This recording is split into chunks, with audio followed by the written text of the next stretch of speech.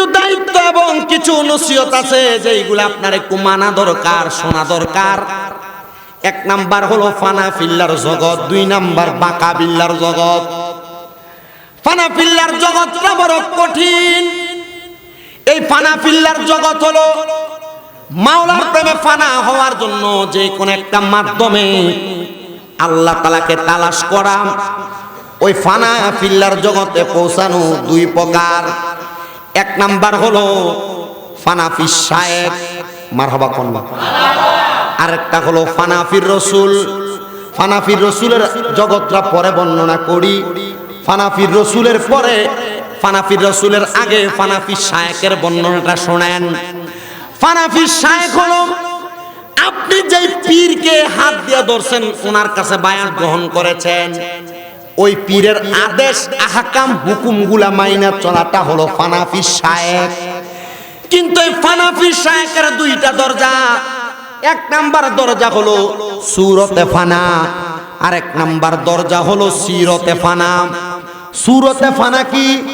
আপনার পীরে যেমন টুপি লাগায়, আপনার পীরে যেমন পাগড়ি লাগায়, আপনার পীরে যেমন ভাবে পাঞ্জাবি লাগায়, আপনার পীরে যেই সুরত ধারণ করে, আপনি মুরিদ পীরের সুরতে সুরত ধারণ করার নাম হলো সূরতে ফানা।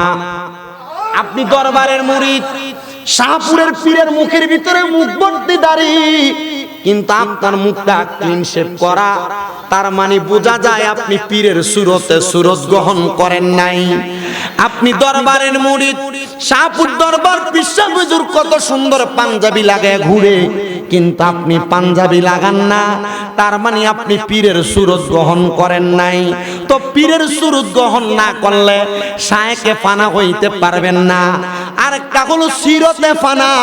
আপনার পীর যেই সিরত গ্রহণ করে, আপনার পীর ফজর পড়ে, যোহর পড়ে, আসর পড়ে, মাগরিব পড়ে, এশার পড়ে, 5 ওয়াক্ত নামাজের পাশাপাশি আপনার পীরে আওয়াবিনের নামাজ, তাহাজ্জুদের নামাজ, চাস্তের নামাজ, এশাকের নামাজ, এমন অনেক নফল ইবাদত করে। এই পীরের সিরতকে গ্রহণ করা, পীর যেমন ভাবে নফল ইবাদত করে, এমন ভাবে নফল ইবাদত করলে আমার আল্লাহ তাআলার ওই বান্দা সিরতে ফানা হয়ে যায়।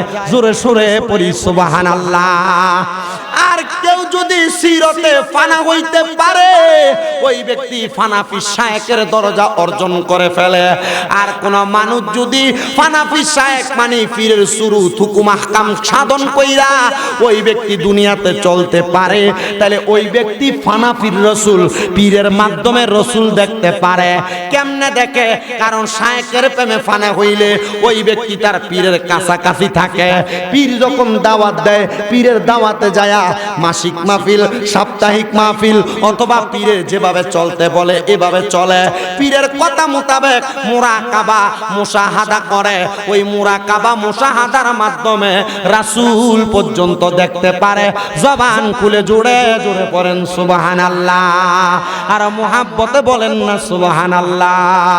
এ বন্ধু, আর এই ফানাফির রসুলের জগৎ যদি কোনো মানুষ অর্জন করে, তখন তার দুনিয়ার কোনো কাজকর্ম ভালো লাগে না, দুনিয়ার ঘরবাড়ি ভালো লাগে না, দুনিয়ার টাকা পয়সা ভালো লাগে না, দুনিয়ার সম্পদ ভালো লাগে না। তখন ওই ব্যক্তি বলে, আমি আমার আল্লাহকে পাওয়ার জন্য আমার ঘরবাড়ি দুনিয়ার সব কিছু ছেড়ে দিয়ে আমি জঙ্গলাতে যায়া ইবাদত করার জন্য এমন ভাবে চিল্লা খাটায়া দিব যেন আমি আমার আল্লাহকে পাওয়া যায়। আর ওই জগৎটার নাম হলো বাঁকা বিল্লার জগৎ। তো আজকের মাহফিলটা যাকে স্মরণ করে, যেহেতু ফাতাইয়াতুহুমের দিন অতিবাহিত হয়া এখন 12 শরীফের সময় চলতেছে, এই সময়টাতে আমরা ওই হুজুর বড় পীর গৌসে পাক আব্দুল কাদের জিলানীর ফানা ফিল্লাহ এবং বাঁকা বিল্লার জগতের দুইটা ধারাবাহিক বয়ান শ্রবণ করব। অল্প সময় কথা বলে আমি আপনাদের কাছ থেকে বিদায় গ্রহণ করব। হুজুর বড় পীর গৌসে পাক আব্দুল কাদের জিলানী আল গিলানী মুহিউদ্দিন মীর আব্দুল কাদের জিলানী রাদিয়াল্লাহু তাআলা আনহু আনহু উনি এমন ভাবে ওনার জীবনটাকে সাজাইলেন। হুজুর বড় পীরের একটা কিতাব, যেই কিতাবের নাম হলো আল ফাতহুর রব্বানী ওয়াল ফায়দুর রহমানী। ওই কিতাবের মধ্যে গৌসে পাকের জীবনীর অনেকগুলা ঘটনা উল্লেখ করা। হুজুর গৌসে পাক আব্দুল কাদের জিলানী বলে, দুনিয়ার জমিনের মধ্যে থাকা অবস্থায় মানুষ আমি আব্দুল কাদেরের কাছে অনেক রকমের কথা, অনেক রকমের মন্তব্য করেছে, কিন্তু আমি আব্দুল কাদের জিলানী আমার আল্লাহকে পাওয়ার জন্য আমি জঙ্গলাতে যায় পাতা বক্ষণ করেছি। আমি আব্দুল কাদের জিলানী আমার রসুলকে দেখার জন্য মুরাকাবার মধ্যে কান্না করতে করতে আমার চক্ষুকে আমি অন্ধ মানুষের মতো বানিয়ে ফেলছি। কিন্তু গৌসে পাক আব্দুল কাদের জিলানী বলে, আমি আমার জীবনটাকে এমন ভাবে সাজায়া আমাকে আমার রসুলের পাক সাল্লাল্লাহু আলাইহি ওয়াসাল্লাম মায়ার নজর আর মুহাব্বত দিয়া আল্লাহ তাআলার আলমে আর ওহার জগৎ থাইকা আমারে বেলায়েতের সম্রাট জগৎ বিখ্যাত বানায়া দিছে। কোন সুবহানাল্লাহ।